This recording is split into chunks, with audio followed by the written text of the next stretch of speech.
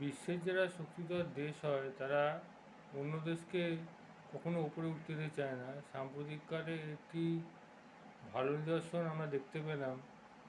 Iran পারমাণবিক বা nuclear weapon তৈরি করছে বলে একটা খবর ছিল, কিন্তু আমেরিকা আর ইসরায়েল এটা হতে দিতে চায় না। তাই আমেরিকা তার শক্তিশালী বিমান দিয়ে ইরানের পারমাণবিক ঘাঁটি ধ্বংস করে দিল, যা পাহাড়ের নিচে সুড়ঙ্গের নিচে ছিল।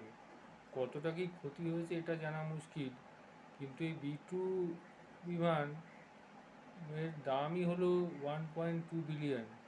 মানে বুঝতে পারছেন একটা বিমানের দাম কত।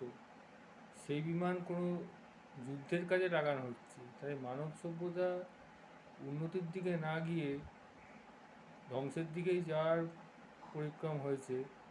এবং আমেরিকার মতো শক্তিধর দেশ কারোরই নয়, সে তার নিজের ব্যবসা নিজের স্বার্থকে নিয়ে সবসময় চলে। এটা হচ্ছে আসল কথা।